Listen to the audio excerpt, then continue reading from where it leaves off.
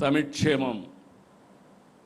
చాలామంది సంక్షేమం గురించి మాట్లాడతారు, కానీ డబ్బులు సంపాదించే మార్గం మాత్రం ఆలోచించరు.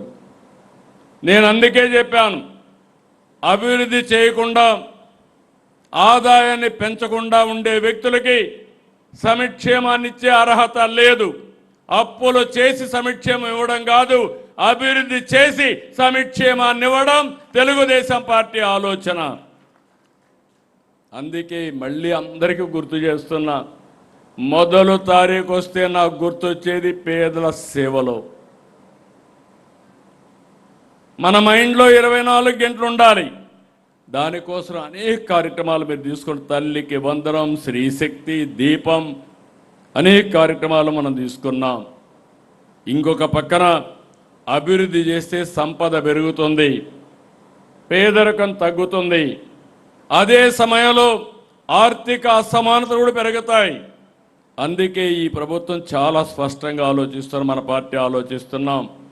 P4 అదే మరి ప్రభుత్వం యొక్క intervention, public private peoples partnership. ఈరోజు డబ్బులు ఉండేవాళ్ళు ఉన్నారు, సమాజం వల్ల పైకి వచ్చారు. ఇంకా సమాజంలో చాలామంది పేదవాళ్ళు ఉన్నారు. ఇది మనందరి సామాజిక బాధ్యత. అందుకే నేను పెట్టింది MBK అన్నాను, మార్గదర్శి బంగారు కుటుంబం. టాప్ 10%, బాటంలో ఉండే 20%ని ఎప్పటికప్పుడు ఆదుకోవాలి, హ్యాండ్ హోల్డింగ్ ఇవ్వాలి, అవసరమైతే 10 రూపాయలు ఖర్చు పెట్టాలి. ఇది నిరంతరం జరగాలి. ఫైనల్గా తెలుగుదేశం పార్టీ ఒక ట్రెండ్ సెట్టర్గా అవుతుంది. ఆర్థిక అసమానతలు తగ్గించి ప్రతి ఒక్కరికి మెరుగైన జీవన ప్రమాణాలు ఇవ్వడం తెలుగుదేశం పార్టీ సిద్ధాంతమని మరొక్కసారి మీ అందరికీ తెలియజేస్తున్నా. రెండోది ఉద్యోగం, ఉద్యోగం, ఉద్యోగం. అందరికీ ఉద్యోగాలు రావాలి, పని ఉండాలి.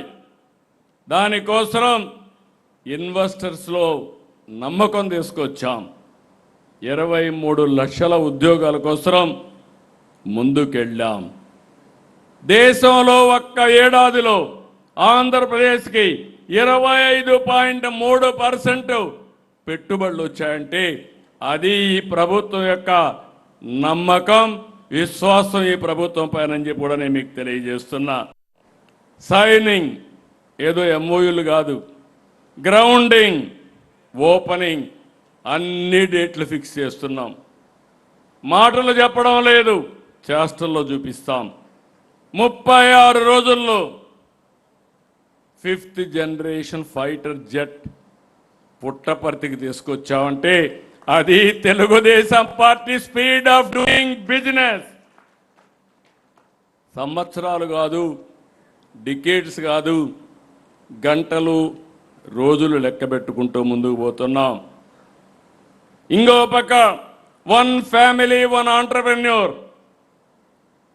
మీరు ఉద్యోగం చేయాలి, లేకపోతే మీరే పారిశ్రామికవేత్తలయ్యి 10 మందికి ఉద్యోగాలు ఇచ్చే శక్తి మా వారికి రావాలనేది నా ఆకాంక్ష.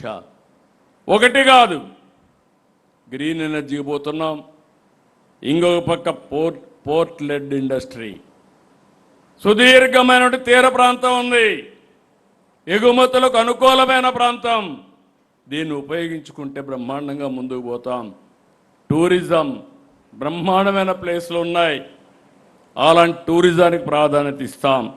అందుకే మళ్ళీ చెప్తున్నా, ఈ కొండే మీ అందరి మైండ్లో ఉండాలి. ఉద్యోగం, ఉద్యోగం, ఉద్యోగం, అది మన బాధ్యత. దీని కమిట్మెంట్తో పనిచేస్తామని మరొక్కసారి యువతకు హామీ ఇస్తున్నా.